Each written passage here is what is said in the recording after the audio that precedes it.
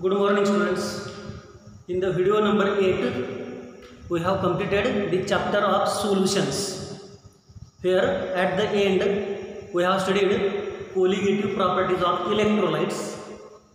There we have seen that the magnitude of colligative property of electrolyte is greater as compared with the magnitude of colligative property of non-electrolyte of the same concentration, and molar mass of electrolyte obtained using the magnitude of colligative property is less as compared with the theoretical molar mass of electrolyte. Finally, we have studied one expression which gives relationship between Van't-Hoff factor I, degree of dissociation alpha, and the number of moles at equilibrium, that we have studied. So the chapter of solutions we have completed. Now let us see the numerical examples. In your book, problem number 9, numerical problem number 9 is this one. The vapor pressure of water at 20 degrees Celsius is 17 millimeter of mercury. What is the vapor pressure of solution containing 2.8 gram urea in 50 gram water? This is the problem. See it over here. How it is? We have to calculate. The vapor pressure of water at 20 degrees Celsius is 17 millimeter mercury. Vapor pressure of water means pure water. See, while solving any problem, first of all, we have to write the given data of the problem. So what is the given data over here? Vapor pressure of pure water, that is P10, it is given as 17 millimeter of mercury. Vapor pressure of pure water. Now we have to calculate the vapor pressure of solution. Means P1 we have to calculate. And for that purpose, the solution is containing 2.8 gram urea in 50 gram water. So what is urea? Is it solute or solvent? It is a solute because it is taken in the less proportion. So weight of the solute W2 will be equal to 2.8 gram. Weight of the solvent W1, this is equal to 50 gram of water, and this is urea. We have to calculate the value of P1 using the first colligative property, that is relative lowering of vapor pressure. So what is that equation according to relative lowering of vapor pressure? See here, solution of the problem. We know this equation, delta P upon P10 will be equal to, this is equal to W2 M1 divided by W1 M2. If this is solved, what will get? Delta P is nothing but P10 minus P1 divided by P10. It is equal to W2 M1 divided by W1 M2. P1 we have to calculate. This factor we have to calculate. We know P10 we know. W2 we know, given 2.8 gram. M1, what is M1? Is it molar mass of solute or solvent? It is the molar mass of solvent, M1 W1. Solvent is water. What is molar mass of water? It is equal to 18. Similarly, M2 is the solute, molar mass of solute. What is the molar mass of solute? Urea. Urea has formula NH2CO NH2 and has a molar mass of 60. See how it comes. NH2 CO NH2. Two nitrogen atoms where 14 into 2, 28. 4 hydrogen atoms, 4. Then 1 carbon, 12. 1 oxygen, 16. 6 to 8, 12, 8, 20. So this will be equal to 60. Therefore, molar mass of urea solute is equal to 60. Now all these facts, 4 facts we know. P1 0 also we know. We can calculate the value of P1. So let us substitute the values. It is P1 0. How much given? 17. P1 0 will be equal to 17. Or let us see over here.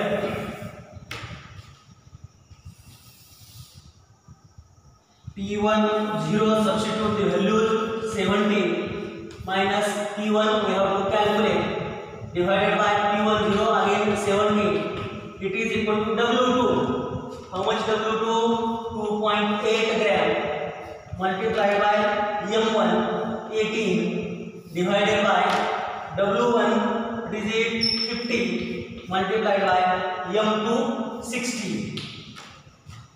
Further on solving this, how will it be? 17 minus P1 is equal to 2.8 multiplied by 18 multiplied by 17 divided by 50 into 60.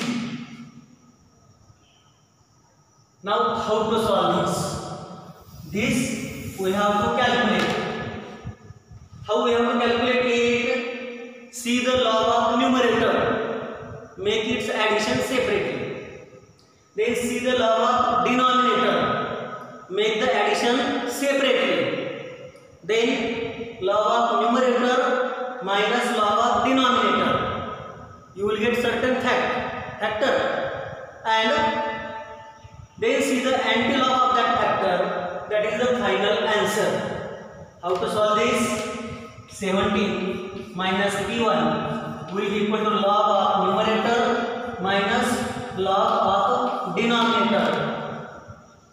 And then finally, suppose if that is equal to x, suppose this answer comes equal to x, 17 minus P1 will be equal to now anti-log of x. Therefore, 17 minus P1 will be equal to, suppose final answer y. What I have done here, log of numerator, all these 3 terms, log is added. Then log of denominator, these 2 terms log, that is added. Then subtract the log of denominator from log of numerator. Suppose that answer is x. Then see the antilog of that x, that is equal to y. That is the final answer. If you solve this correctly, if you see the log, antilog correctly, this answer of y you must get equal to, that answer you should get equal to 0.2856. This must be 0.2856 y. Then you can calculate P1, taking P1 on right side. So what is the answer? P1 if we take on right side. Over here it is 17 minus 0.2856. And if we do this subtraction, we will get the final answer of P1. That final answer of P1 should be equal to 16.71. We are getting it as 16.71. That is the vapor pressure in millimeter of mercury for the solution. This is the final answer.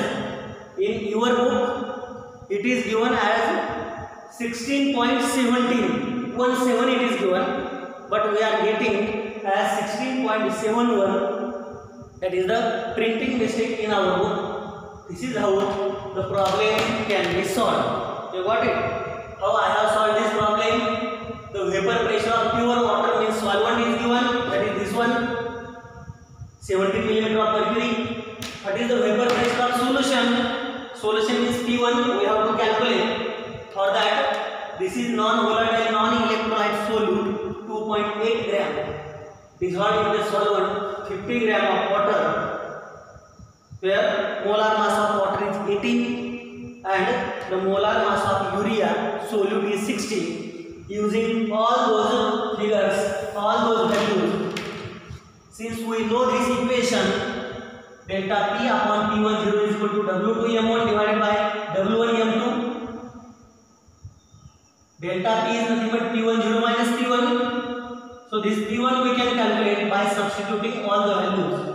The important point over here, after substitution is the calculation.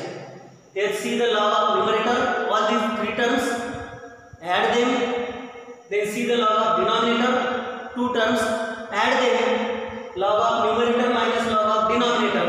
If that is x, see the antilog of that x, and if that is y, 17 minus p1 is equal to y.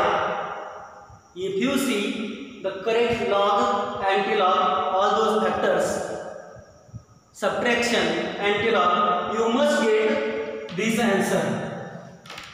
And then taking P1 on right side and this figure on left side, we will get 17 minus 0.2856 is equal to P1. So the final answer of P1 must be equal to 16.71 milliliter of mercury. This is how problem number 9 is solved.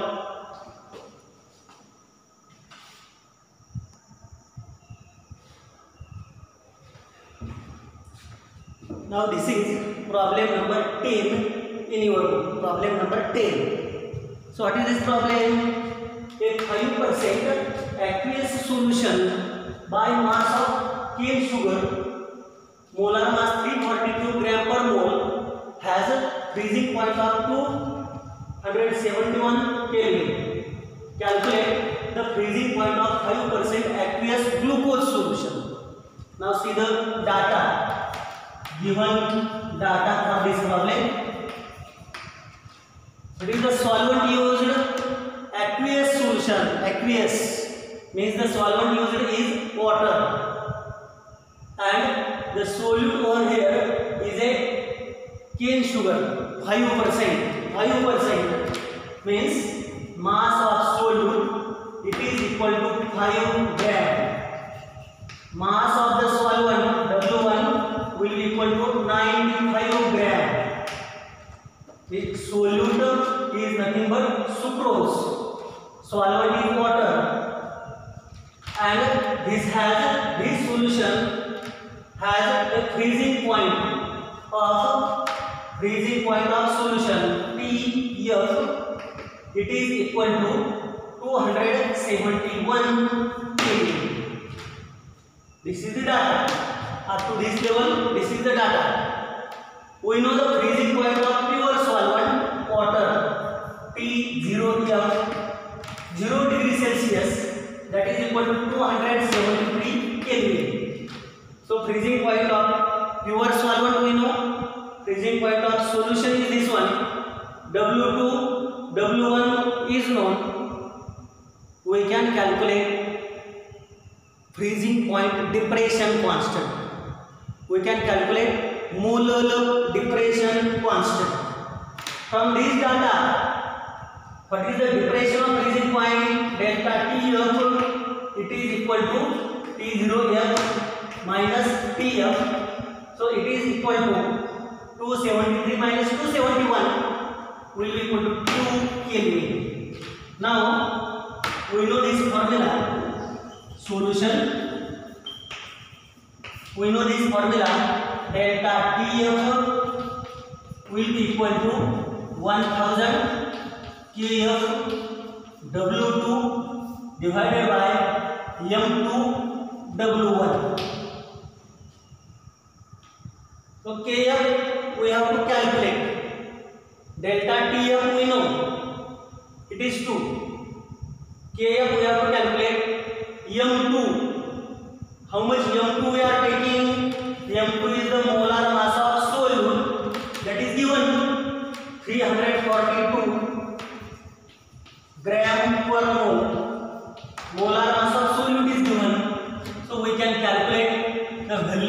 Kf, therefore Kf molar depression constant will be equal to delta Tf into m2 into W1 divided by 1000 into W2. That is how Kf we can calculate. Substituting the values, Kf is equal to delta Tf is 2 multiplied by m2 is given, it is m2 342 multiplied by W1, it is 95 divided by 1000 multiplied by W2, mass of the solute, that is equal to 5. So how to solve this? Again see the log of these three terms, then log of these two terms separately, addition of the log of three term minus log of these two terms, then see antilog, you will get certain answer. So what is that answer? Let us see over here. Kf, if this is solved, we will get the answer equal to 64980. Over here it is 64980 divided by 5000, and if we solve this, finally we will get Kf is equal to the answer 12.996 Kelvin kilogram per mole. This is the answer of Kf, depression of freezing point constant. Molar depression constant we will get in this manner, and now this molar depression constant is used for the calculation, further calculation. First solute is given as sucrose with molar mass 342. Now we have to consider the glucose. Again the mass of glucose W2 over here. This is for the sucrose, and now we are considering it for a glucose. Again 5% solution of glucose is used. So what is the mass of glucose? 5 gram. What is the mass of solvent? 5% aqueous. Means again it is same one, 95 gram. We know that molar depression constant, and now we have to calculate freezing point of 5% aqueous solution. So again we have to use this equation. So what is this equation over here? Delta Tf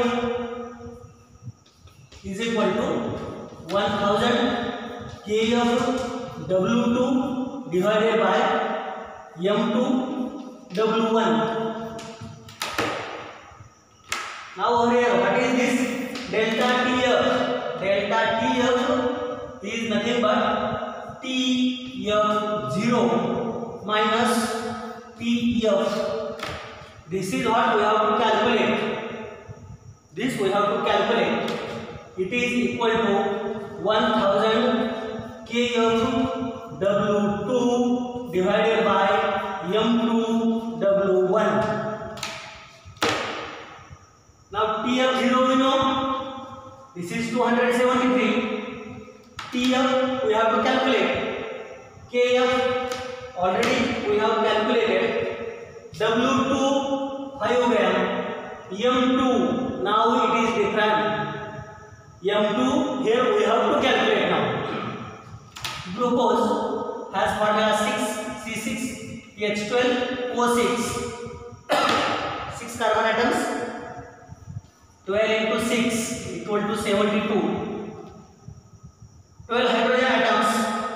So 1 into 12 it is equal to 12. 6 oxygen atoms.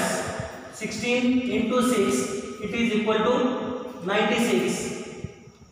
Doing the summation, this is equal to 6 for 10. 1 is carried, 10, 18, 180. Molar mass of glucose is 180. Means M2 we have used 180 gram per mole. 180 gram per mole. Over here we have used M-342, that is for sucrose. But now we have to calculate the freezing point of glucose solution. Therefore, molar mass of glucose we have to take as 180. Now all these facts we know. T0M is also known, so we can calculate the value of Tm like this.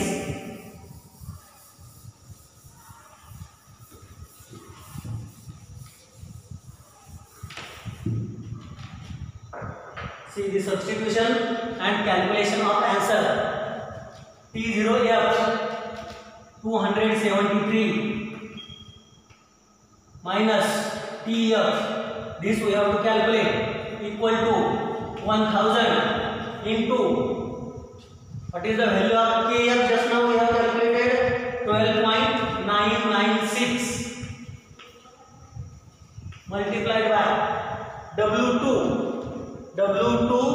5 divided by M2 W1, M2 now 180, W1 95, that is the solvent, mass of solvent.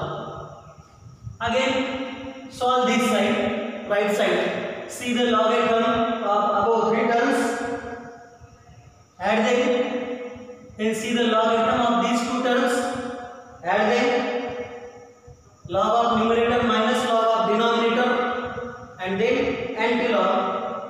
We will get the answers like this. 273 minus Tf will be equal to 64980 divided by 17100. Then Tm we have to calculate. If we solve this answer, that comes equal to 3.8, means 273 minus Tf is equal to 3.8. How to solve this? Log of this term minus log of this term and then antilog. You will get this answer 3.8. And from that Tf can be calculated. Tf taken on right side, 3.8 on left side. So 273 minus 3.8 is equal to Tf, that is the freezing point of 5% aqueous glucose solution. Now it is for the glucose solution we have calculated, and that answer we are getting equal to 269.2 Kelvin. This is the freezing point of 5% aqueous solution of now glucose. You are here. This is the problem we have to solve in 2 steps. In the first step, using this data of sucrose, cane sugar means sucrose, we have to calculate the value of molar depression constant Kf. After getting the value of Kf, now W2 and M2 we have to use for glucose. M2 of glucose is 180 like this. W1 we know 95, W2 is 5. Delta Tf is nothing but the difference between T0M and Tf. Substituting all those values, we can get these facts. This answer will be 3.8. Taking on left side, Tf on the right side. Tf is nothing but now the freezing point of 5% aqueous glucose solution. So this is the final answer.